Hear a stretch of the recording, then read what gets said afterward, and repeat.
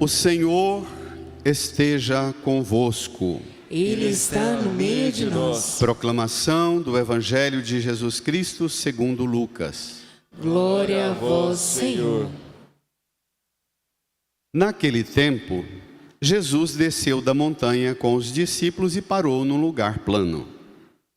Ali estavam muitos dos seus discípulos e grande multidão de gente de toda a Judéia e de Jerusalém, do litoral de Tiro e Sidônia. E, levantando os olhos para os seus discípulos, disse: Bem-aventurados vós, os pobres, porque vosso é o reino de Deus. Bem-aventurados vós que agora tendes fome, porque sereis saciados. Bem-aventurados vós que agora chorais, porque havereis de rir. Bem-aventurados sereis quando os homens vos odiarem, vos expulsarem, vos insultarem e amaldiçoarem o vosso nome por causa do Filho do Homem. Alegrai-vos nesse dia e exultai, pois será grande a vossa recompensa no céu. Porque era assim que os antepassados deles tratavam os profetas.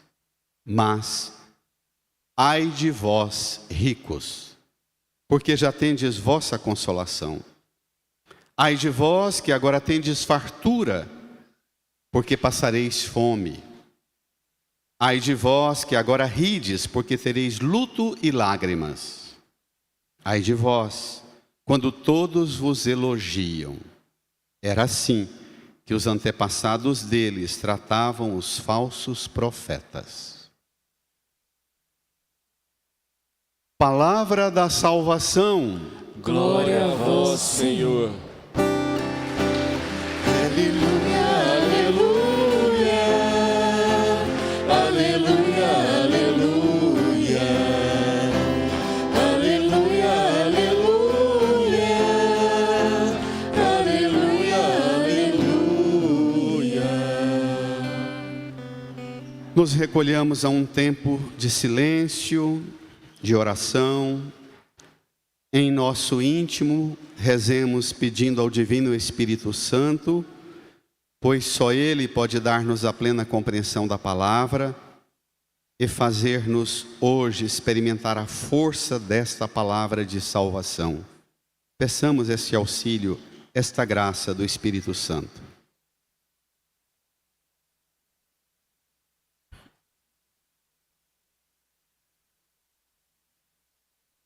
Amém.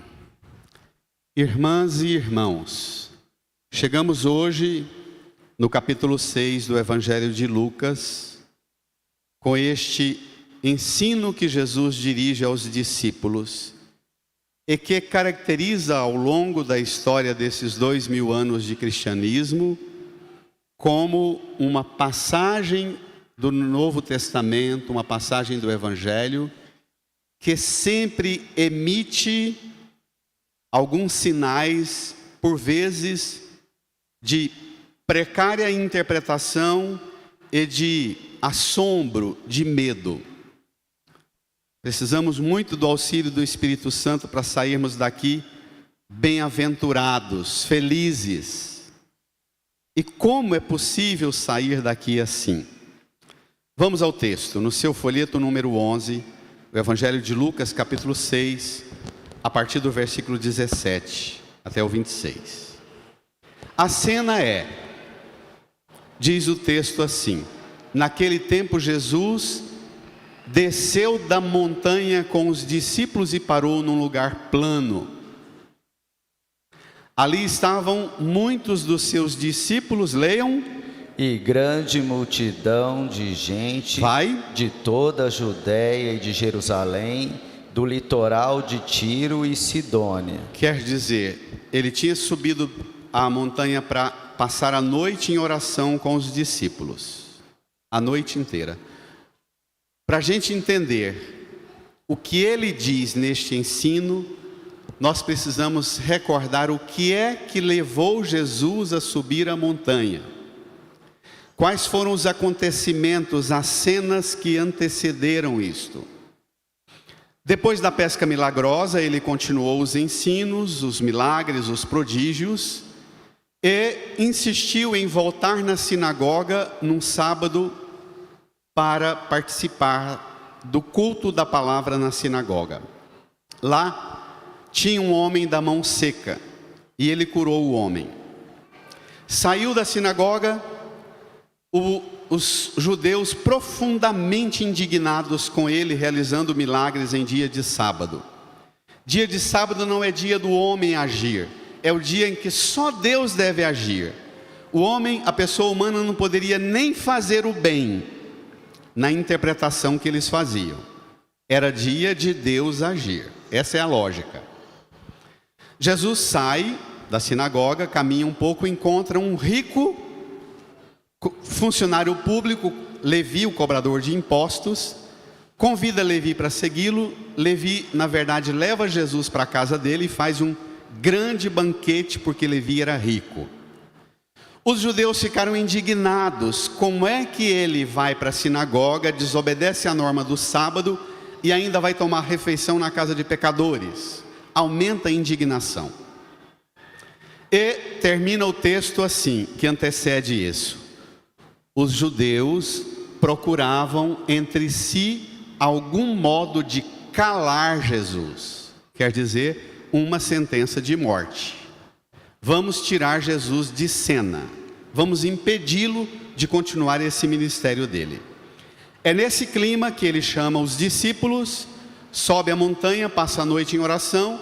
Quando está amanhecendo, ele tira 12 de entre os discípulos e os constitui apóstolos, o institui apóstolos, desce da montanha, para num lugar plano. Uma multidão de gente, de todo tipo, de discípulos e de multidão, de gente da Judéia, Jerusalém, litoral de Tiro e Sidônia. É uma forma resumida de Lucas falar que a fama de Jesus tinha tomado conta de toda a Palestina. Israel inteiro já estava agitado pela força e o ímpeto da mensagem do Evangelho, da boa nova do Evangelho que Jesus prega e realiza. Atos concretos desta boa nova em seus prodígios, milagres e sinais. Impactou o país inteiro. Pronto. Versículo 20. Levantando os olhos para os seus discípulos, disse. Portanto, cole nessa informação a partir daqui. O ensino não se dirige à multidão. É um ensino particular dirigido aos discípulos. Curiosamente, é o sermão da planície, que em Mateus a gente está mais habituado, é chamado de o sermão da montanha. É muito bacana estudar a Bíblia e ver por que os evangelistas têm essa liberdade de desmantelar padrões de interpretação que a gente cria ou que a gente acolhe. Os evangelistas mesmo se veem livres, aquilo que Mateus fala, o longo sermão da montanha, do capítulo 5 até o capítulo 7 de Mateus. Lucas resume do versículo 20 ao versículo 40, num sermão da montanha, breve, enxuto, num discurso direto aos discípulos, porém, profundamente mais cortante do que a gente possa imaginar.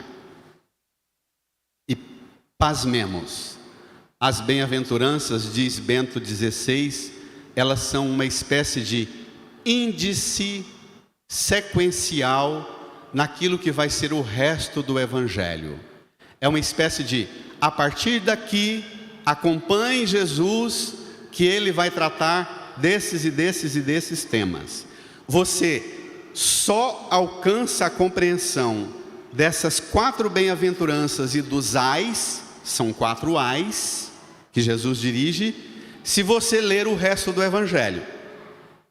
Então, até novembro, a gente vai deixar claro o que significam as bem-aventuranças.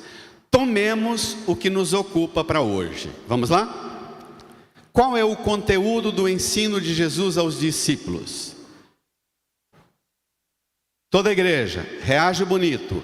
Bem-aventurados vós os pobres, porque vosso é o reino de Deus. Bem-aventurados vós, que agora tendes fome, porque sereis saciados. Bem-aventurados vós, que agora chorais, porque havereis de rir. Brada, bem-aventurados sereis, quando os homens vos odiarem, vos expulsarem, vos insultarem e amaldiçoarem o vosso nome, por causa do Filho do Homem. Espere lá. Pronto. 4 bem-aventuranças. Pobres, os que têm fome, os que choram e os que são odiados. Quando amaldiçoarem o vosso nome por uma causa maior, por causa do Filho do Homem. Então, a primeira coisa é, nós podemos sair daqui com um orgulho falso. O orgulho é sempre mal colocado, mas podemos sair daqui piorando mais ainda a situação. Se você tem o seu nome amaldiçoado pelos outros, por causa dos seus próprios erros, fraquezas, vícios, debilidades, não use isso para colocar lá o selo dizendo, não, eu passo as privações, pobre, fome, choro, sou odiado, porque está lá no Evangelho que se a gente seguir Jesus vai ser assim. Opa, alto lá. Só será verdadeiramente odiado pelos homens quando, segundo o critério de Jesus, quando for por causa do nome de Jesus. Quem vai me dar e te dar esse discernimento, minha gente, é um refino muito grande. Precisa de muita oração, muita escuta da palavra, mas muita disciplina interior para chegar à compreensão. Será que eu não estou passando as privações, pobre, fome, chorando, sendo odiado, por causa de meus próprios erros, de minhas fraquezas? Quando isso acontece, você dará um salto, se converterá, corrigirá a sua vida e passará a seguir Jesus. E aí haverá um segundo salto. Você vai deixar de ser aquela pessoa que passa por privação, dificuldade, provação, rejeição, agora por causa do nome de Jesus. Hoje em dia, com a indústria espetaculosa da internet, todos nós gostamos de fazer um videozinho e dizendo que nós estamos sofrendo, porque está lá na Bíblia que se seguir Jesus, passa por isso. E aí às vezes a gente é picareta, mentiroso, manipulador, trapaceiro, narcisista, manipula os outros que aplaudem a gente, dizendo, é verdade, ele está sendo rejeitado porque está seguindo Jesus, e a gente precisa não de continuar firme seguindo Jesus. Nós precisamos criar coragem para mudar as causas pelas quais eu sou rejeitado e odiado. E este salto, ele não é simples. Estão me entendendo?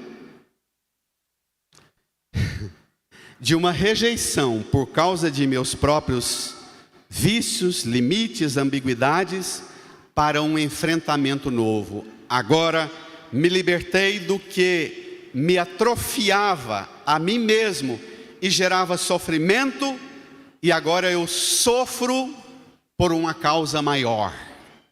Essa é a ideia. Esta é a referência. Repito pela terceira vez.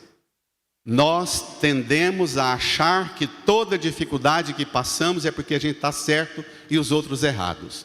Não saia daqui guiado por esta convicção. Misericórdia de você mesma, de você mesmo. Senão só vão piorar as coisas. Peça do Senhor a graça de te dar o refino do discernimento. Amém? Avancemos, versículo 23. Quando você der esse salto de parar de sofrer dificuldades por causa do seu nome e passar a enfrentar dificuldades por causa do nome de Jesus, versículo 23. Aí bradem, alegrai-vos neste dia e exultais, pois será grande a vossa recompensa no céu. Brada, por quê? Era assim que os antepassados deles tratavam os profetas. Espere lá, aqui não é... Porque existem patologias graves. Tem gente que sofre e tem prazer em sofrer, não tem? E convence todo mundo que o sofrimento dela é a coisa mais linda do mundo. O sofrimento por causa do nome de Jesus, ele é tomado de uma discreta e refinada alegria interior.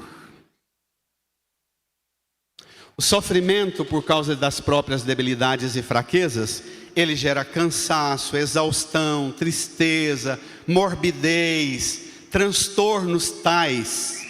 Agora o sofrimento por causa do nome de Jesus, você vai passar por tribulações e dificuldades, mas você vai sempre surpreender você e surpreender os outros. Você vai ser uma pessoa tomada de alegria, de um entusiasmo que todo mundo diz, mas não é possível. Como é que essa pessoa passando por dificuldades assim se mantém? É porque a seiva não vem do ego, do umbigo, do narcisismo.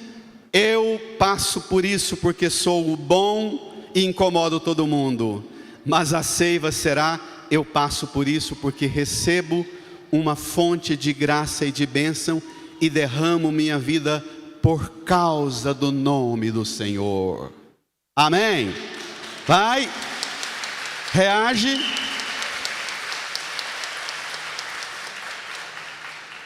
Alegrai-vos e exultai, porque era assim que os antepassados deles quem? Das autoridades judaicas, tratavam os profetas. As autoridades religiosas do tempo de Jesus e 5, 6 séculos antes de Jesus passaram a perseguir e a mandar matar, martirizar todo mundo que apeitava as autoridades religiosas e diziam para eles: cuidado, porque vocês estão fazendo um discurso em nome de Deus, mas o discurso de vocês está todo a serviço dos reis e dos reinos deste mundo. Se você quiser entender um pouco disso, leia um pouco sobre Antíoco IV, um dos grandes imperadores helênicos que empreendeu a maior perseguição contra os judeus sob a encomenda das autoridades judaicas. É interessante, porque aqui vai limpar sua visão. Agora vem a parte estranha, desconfortável, que nós temos que enfrentá-la. Versículo 24, vamos lá? Mas ai de vós, ricos, porque já tendes vossa consolação. ai de vós, que agora tendes fartura, porque passareis fome. ai de vós, que agora rides, porque tereis luto e lágrimas. ai de vós, quando todos os elogiam. Era assim que os antepassados deles tratavam os falsos profetas. Os falsos profetas eram elogiados, aplaudidos, mimados com presentes, com riqueza, com fartura, com alegria, com festa, com tudo. Os antepassados deles, quer dizer, as autoridades religiosas do judaísmo tratavam os falsos profetas com bajulação. Jesus está enfrentando uma rejeição. E tem hora que você precisa enfrentar elogios na sua vida e dizer assim: esses elogios que eu estou recebendo estão me pondo em sérios riscos. Estão me entendendo? Estão me entendendo? Na sociedade do like, do tweet, da curtida, do aplausozinho, na sociedade espetaculosa dos milhões de seguidores insanos e repetindo comportamento de manada. Cuidado com os elogios, eles podem revelar exatamente um grau de patologia moral, espiritual e ética de altíssimo nível em sua vida, diante de Deus. Está claro? Está estranho. Eu tenho certeza que é estranho. Eu disse no começo da minha pregação que, para entender as bem-aventuranças e os ais, é preciso ler o Evangelho todo. Te darei umas pistas para te ajudar a sair daqui, tocando e conduzindo sua vida no caminho das bem-aventuranças ou no caminho dos ais. As bem-aventuranças são fórmulas clássicas da tradição bíblica.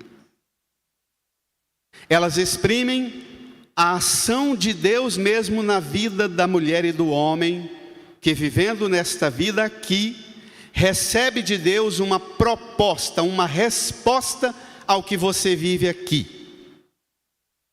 As bem-aventuranças apresentam o próprio Deus intervindo e dizendo àqueles a quem precisam da voz de Deus, da soberania de Deus, da liberdade soberana de Deus, dizendo a você: não se desespere diante das provações que você passa, da privação, pobre, passando fome, chorando e sendo odiado. Não se desespere, Deus está com você.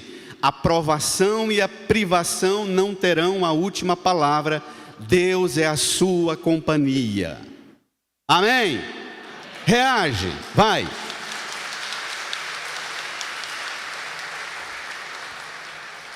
E os ais não são, anote isso, os ais não são maldições, não são condenações de Deus e de Jesus contra a fartura, a alegria, as bênçãos dos bens materiais. Os ais não são maldições, pragas de Deus, mas são queixas. É o próprio Deus em Jesus reivindicando, dizendo a você: não se perca nesta vida, não deixe o bom dessa vida fazer você esquecer quem sofre, não deixe as melhores conquistas desta vida fazer você esquecer quem sofre, não deixe as melhores bênçãos desta vida fazer você esquecer Deus. Não permita que riqueza, fartura, alegria e elogio te torne um elemento anestesiante, alienante, que te ponha indiferente ao sofrimento dos outros e ao amor de Deus. Está claro isso?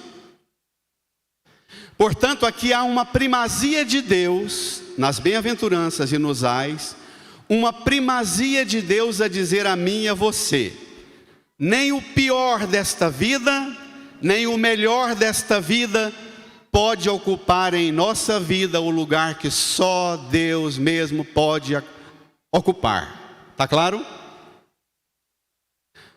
É nesse sentido, rapidamente, no começo da primeira leitura do profeta Jeremias: maldito o homem que confia no homem e faz consistir sua força na carne humana.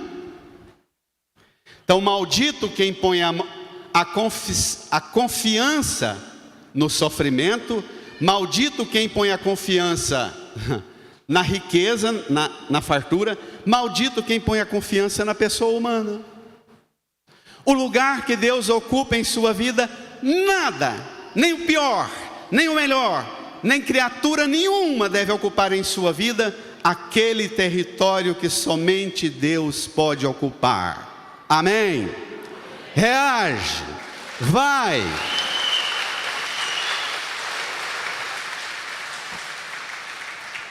Te recomendo agora uma delícia das delícias da minha oração com esse texto essa semana.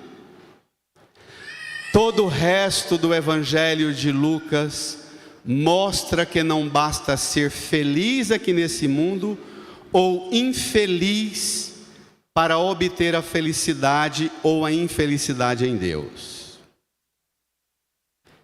Todo o resto do Evangelho mostra uma coisa fundamental: que você precisa aprender a compreender, a acolher e a integrar sua vida a partir do que você enfrenta.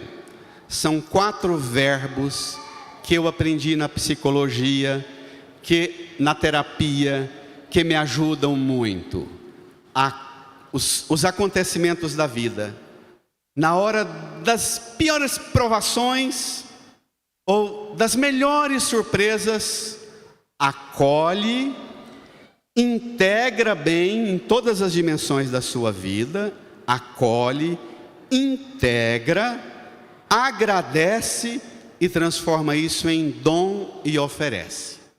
São 4 palavras importantíssimas para meditação: acolhe, integra, agradece e oferece. Eu faço muito, sou uma pessoa ansiosa, todo mundo sabe, né?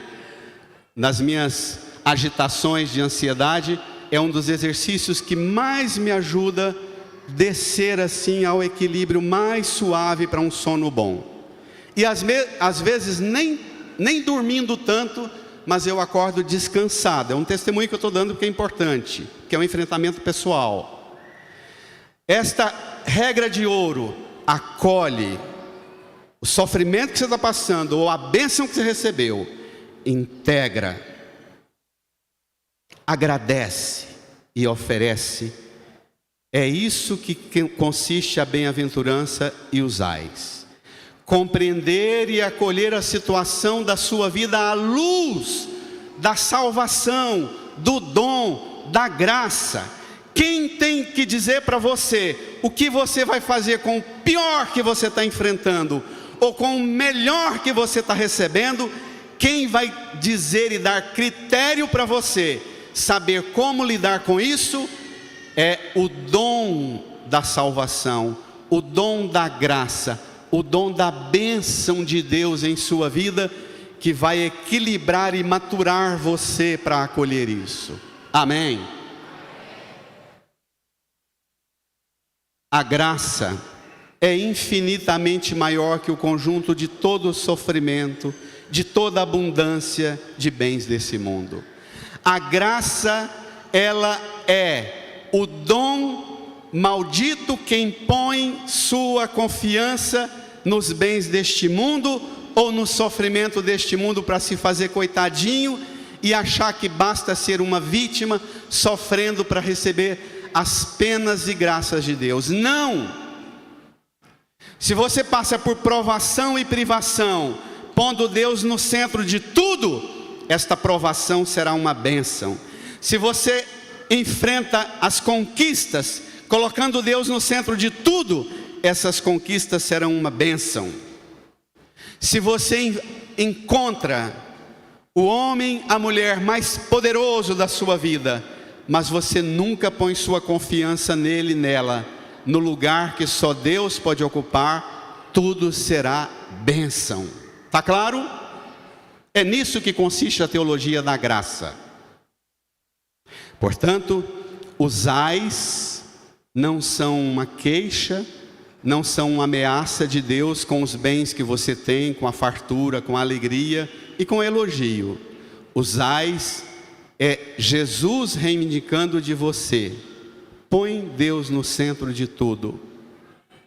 Não esqueça Deus nunca, e não esqueça quem sofre nunca, porque você sempre vai ter condições de ajudar alguém.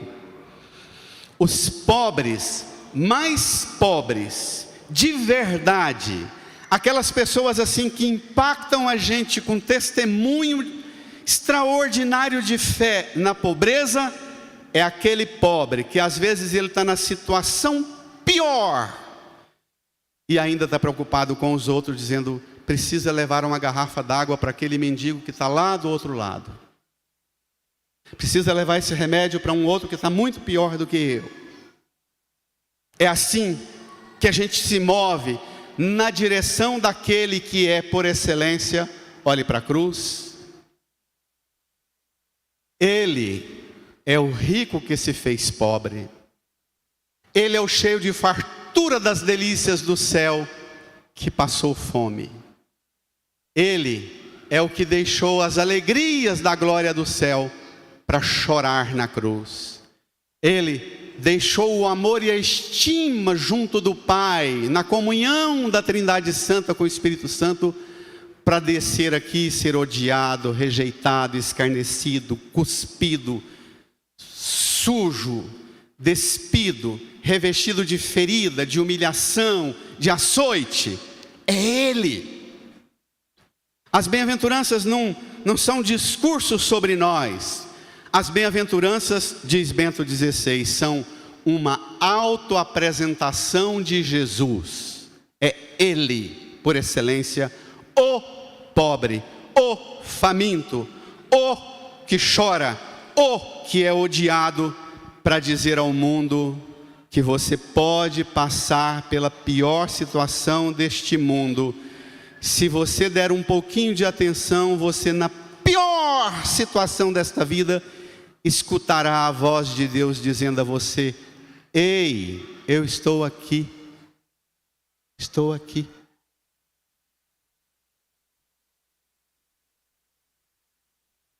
Todo ser humano anseia por felicidade, não anseia?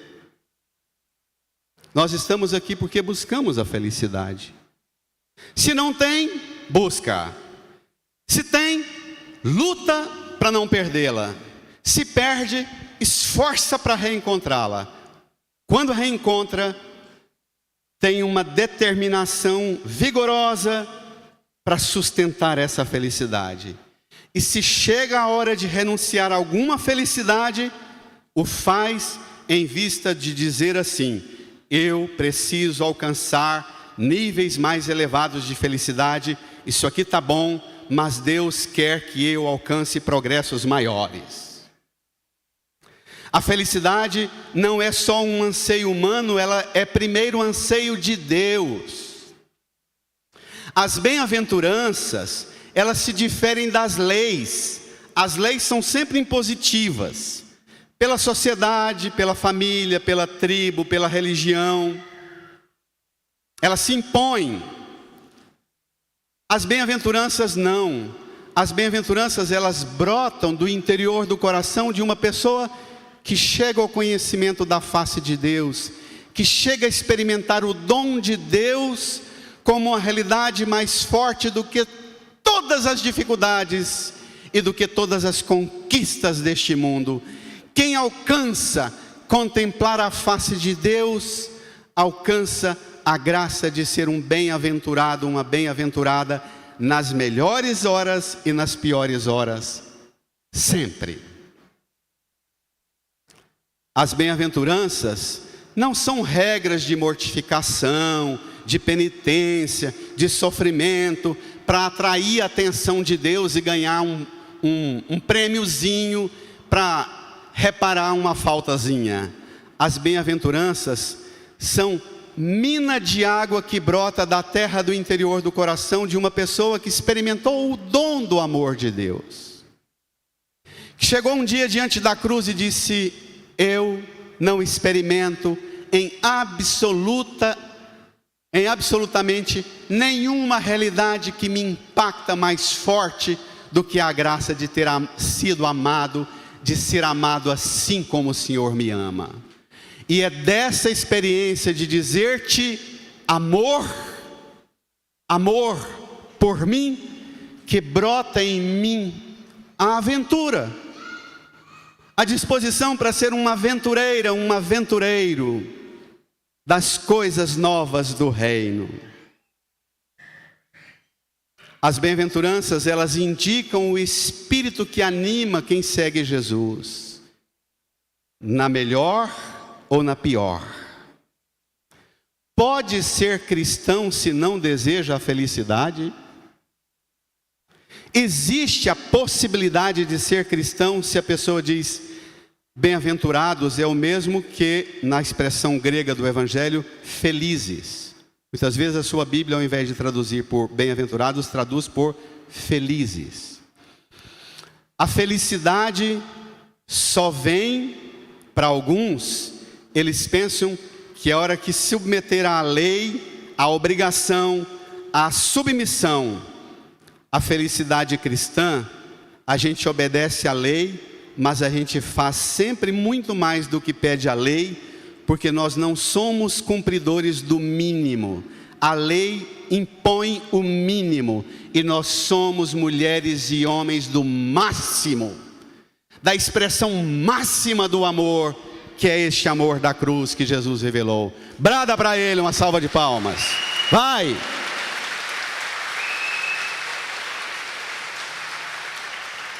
Deus me livre de conviver com quem conduz sua vida pela regra do mínimo, no amor, no afeto, no cuidado de uma casa, no matrimônio, no trabalho, um colega de trabalho, na igreja. Triste e maldito é quem toca a sua vida guiado pelo mínimo. Seja superabundante na nova ordem do anseio de Deus por você. Ele te quer tomado de felicidade. Jesus hoje emite um grito, um protesto, em nome de Deus Abba. Ele diz: não! Os pobres que estão sofrendo, que estão chorando, que estão passando fome, que estão sendo odiados, não estão passando isso porque Deus quer, porque Deus mandou maldição, porque Deus castigou. Não!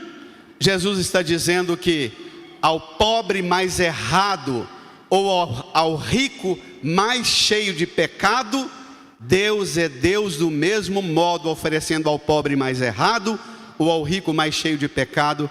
Eis aqui a graça da salvação para você. Amém? É isso que ele diz.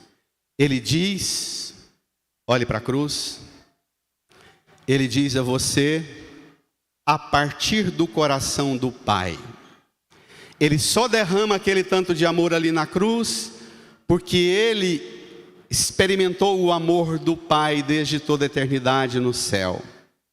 A partir desta comunhão de amor com o Pai, ele olha com o Pai e o Espírito Santo aqui para a terra, e vê aqui as pessoas infelizes, sofrendo na pobreza, no choro, passando fome, odiado, ou gente muito infeliz, tendo muito.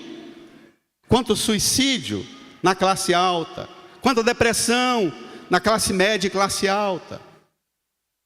Ele olha para essa infelicidade e diz: isso não é o que o Pai deseja. Não está assim porque a vontade de Deus te dará a fartura para te tomar na fadiga e tristeza de uma depressão. Isso não é expressão do poder de Deus para castigar você, para punir você. Jesus grita contra essa explicação manipuladora da religião, dos governos e dos reinos deste mundo, que diz a você: se você está sofrendo, é porque não pagou o dízimo na minha igreja do jeito que eu paguei. Porque essa é a catequese do mundo, não é? Essa é a doutrina do mundo. Se você está sofrendo, é porque não frequenta a minha religião do jeito que eu quero, porque não se submete aos donos deste mundo que se dizem representante de Deus, e você grita contra eles. Jesus diz: não. Onde a religião via malditos e amaldiçoados, Jesus vê filhas e filhos de Deus, queridos e amados por Deus, e Ele mesmo aceita sofrer na cruz. Olhe para a cruz para terminar, para dizer: Deus está aqui com você. Deus se fez um junto com você, para limpar os olhos de quem condena você e para limpar seu coração desse sentimento de abandono. Não é à toa que Jesus morreu ao lado de dois ladrões, um que acolheu a ele como dom e outro que se recusou a acolher a ele. Dois condenados, dois amaldiçoados, dois violentamente pregados na cruz. Um acolheu, o outro não, para dizer a mim e a você que a situação que você está, ela depende de como você acolhe esse dom de amor na sua vida. Pronto. Incline a sua cabeça. Põe a mão no seu coração. Sinta também agora, hoje, Jesus dirigir-se, aproximar-se de você, seja com as dificuldades que você tem enfrentado, seja com as provações e sofrimentos que você tem enfrentado. Abra seu coração a Jesus e diga a Ele: Senhor, eu não aceito que nenhuma realidade seja mais forte que o seu amor em minha vida. Eu acolho o seu amor. Eu integro o seu amor em minha vida. Eu agradeço por esse amor. Eu ofereço esse amor diante das melhores conquistas e diante das maiores dificuldades. É esse amor que guiará a minha vida. Vá rezando do seu modo. Fale com Ele. Renove a sua fé.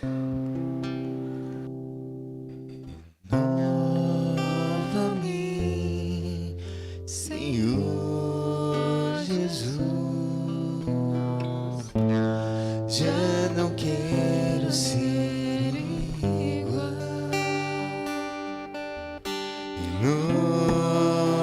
Renova-me, Senhor Jesus.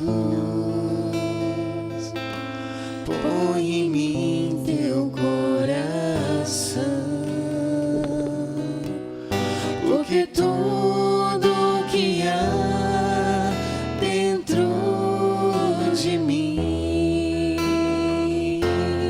precisa ser mudado, Senhor, porque tudo que há dentro do meu coração precisa mais de ti. Porque tudo que há dentro de mim, canta. Porque tudo que há dentro de mim Precisa ser mudado, Senhor. precisa ser mudado, Fiquemos de pé. Senhor, porque tudo que há Deixe o folheto no banco. meu coração Estenda as mãos aqui para a cruz precisa e reze comigo. de ti. Senhor Jesus, Senhor Jesus, o Senhor se fez o Senhor se fez pobre, pobre, faminto, faminto, sedento, sedento, com lágrimas, com lágrimas, pregado na cruz, pregado na cruz, aceitou o ódio aceitou o e a rejeição do mundo e a rejeição na cruz, na cruz, unicamente unicamente para vencer este ódio, para vencer para este vencer este mal, ódio, para vencer e este dizer ao mundo e dizer ao que mundo só o amor de Deus que só o amor de Deus é capaz de vencer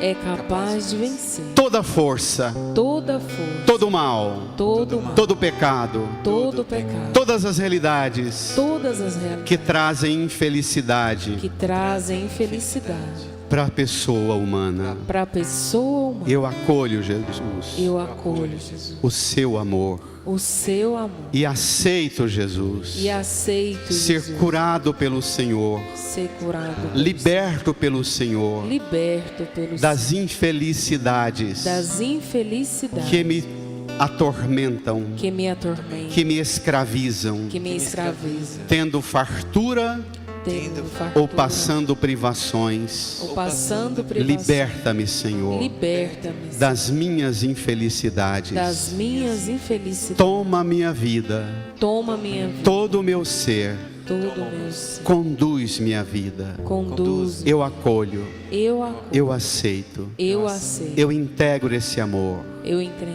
esse, eu agradeço por esse amor. eu agradeço por esse amor. Põe a mão no coração, incline a sua cabeça, feche os olhos, dirija ao Senhor o seu louvor, seu agradecimento por experimentar a graça de ser amada, amado por Ele, de conhecer a face de Deus em Jesus, que te ama e não permitirá que a infelicidade desta vida, no pior e no melhor das coisas desta vida, tome a sua